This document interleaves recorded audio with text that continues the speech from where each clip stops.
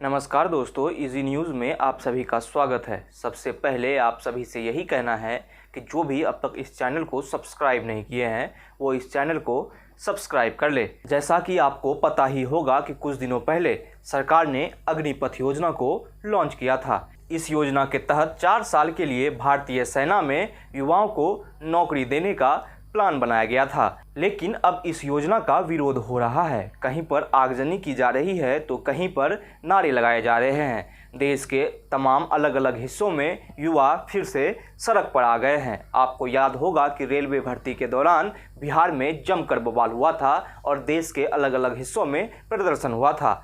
युवाओं का कहना है कि जिस 4 साल के लिए सरकार इस योजना को ला रही है, उस 4 साल के बाद क्या होगा, आखिर इसमें युवाओं का क्या भविष्य है। क्योंकि एक मानसिकता हमारे समाज में ये है कि अगर हम सरकारी नौकरी में चले जाते हैं तो कम से कम 60 साल के लिए अपने आप को सिक्योर मानते हैं। तो फिर इस 4 साल के नौकरी से क्या होगा, विरोध प्रदर्शन क्यों हो रहा है, ये सही है या गलत, ये हम आपको आगे बताएंगे। लेकिन सबसे पहले आप इस अग्निपथ स्कीम को समझ लीजिए।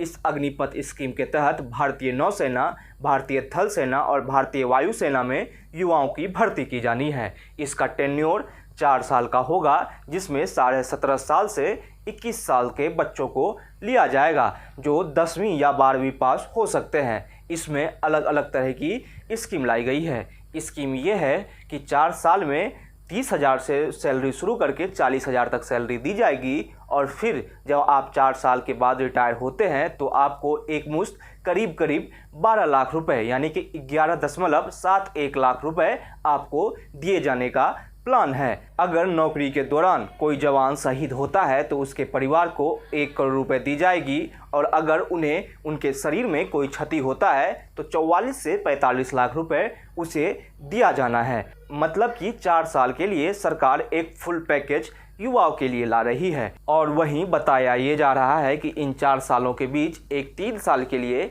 एक डिग्री प्रोग्राम शुरू किया जाएगा, जिसमें भारतीय सेना इग्नू के साथ एक MOU साइन करेगी, जिसके तहत युवाओं को ये डिग्री मिलेगी। इस योजना के पीछे दलील ये दी जा रही है कि जिस उम्र में युवाओं को इसमें भर्ती किया जाएगा, मान के चले कि अगर 21 साल में युवाओं को इसमें भर्ती किया जाता है तो 25 साल में वो रिटायर हो जाएगा और 25 साल के बाद उसके हाथों में 12 लाख रुपए का एक पैकेज होगा, जिसके तहत वो आगे अपने स्वरोजगार को भी बढ़ा सकता है। अब इसके पीछे स्वरोजगार का वो स्कीम दिखाया जा रहा है जो शायद कहीं ना कहीं भारत जैसे देशों में संभव नहीं है, क्योंकि भारत जैसे देशों में हर कोई एक युवा उद्यमी बन जाए ये संभव भी नहीं है। लेकिन इस सरकार का पक्ष यही है और युवा इसी पक्ष को लेते हुए अब सड़क पर आ गए हैं। युवाओं का कहना है कि जिस तरह से पहले भारतीय सेना में भर्ती की जाती थी फिर से उसी तरह से भर्ती किया जाए। अब सरकार इस पे क्या एक्शन लेती है ये देखना होगा, लेकिन जिस तरह से युवा फिर से सड़क पर आ गए हैं वो कहीं ना कहीं खतरनाक हो सकता है। क्योंकि रेलवे के दौरान हमने ये देखा था कि किस तरह से ट्रेनों में आग लगा दी गई थी। इस प्रदर्शन में भी बिहार में भी कहीं एक जगह से ट्रेन में आग लगाने की खबर सामने आई है। अब सवाल ये है कि सरकार अब इस योजना को लेकर क्या करेगी, क्योंकि कहीं ना कहीं ये योजना युवाओं के लिए ही लाई गई थी। युवा ही जब इसका विरोध कर रहे हैं तो सरकार अब इस पर क्या सोचती है। सरकार ये दलील दे रही है कि अगर हम कोई भी नई योजना को लाते हैं तो उसका विरोध जरूर होता है, लेकिन ये योजना युवाओं के लिए कितना बेहतर है आप इसको एक तरीके से समझिए। भारतीय सेना हमारे देश का गौरव है, जो हमारे लिए दिन रात बॉर्डरों पर डटी रहती है और हमारी रक्षा करती है। अब सवाल ये है कि अगर कोई 4 साल के लिए उस सेना को ज्वाइन करता है तो फिर क्या वो पूरे मन से देश के प्रति सेवा कर सकेगा या फिर अपने 4 साल के टेन्योर को निकालने की कोशिश करेगा। जिस तरह से आज हमारे सेना आतंकवादी के सामने सीना चौड़ा कर खड़े हो जाते हैं और उसको ख़त्म कर देते हैं, क्या वो भी उस तरीके से आतंकवादी के सामने जाकर खड़े हो जाएंगे और फिर भारत माता की रक्षा करेंगे। ये कई सवाल हैं जो सबके मन में आ रहे हैं।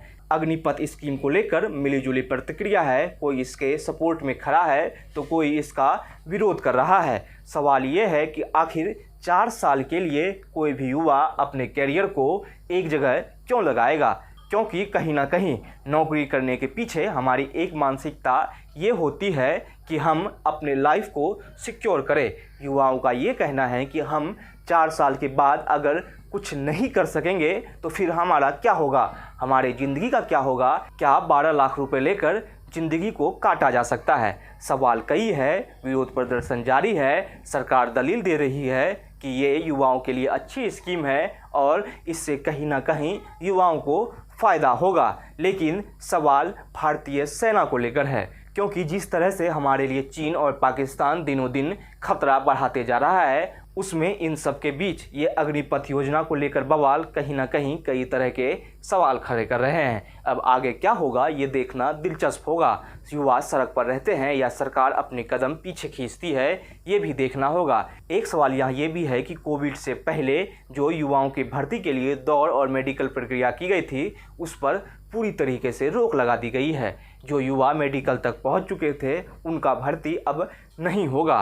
तो सवाल ये है कि आखिर उन युवाओं की क्या गलती थी जो उनकी भर्तियां रोक दी गई है। सरकार का कहना है कि अब भारतीय सेना में कोई भी भर्ती अग्निपथ स्कीम के तहत ही होगा और इसी के तहत ही अब आगे की भर्तियां की जाएगी। अब सवाल ये है कि अग्निपथ स्कीम को क्या सरकार आगे जारी रखेगी, क्योंकि रेलवे में प्रदर्शन के दौरान सरकार ने अपने कदम को पीछे खींचा था और अब क्या होगा, क्योंकि विरोध धीरे ही धीरे अलग अलग राज्यों में फैल रहा है। युवा सड़क को जाम कर रहे हैं, रेल को रोक रहे हैं और सरकार दलील दे रही है कि कहीं ना कहीं हम युवाओं को समझाने में कामयाब होंगे। आगे क्या होगा, सरकार क्या फैसला लेती है, इसको लेकर हम आपको अपडेट करते रहेंगे। ये वीडियो आपको कैसा लगा हमें ज़रूर बताइएगा। साथ ही साथ जाते जाते इस वीडियो को लाइक और शेयर करना ना भूलें और इस चैनल को सब्सक्राइब कर दें।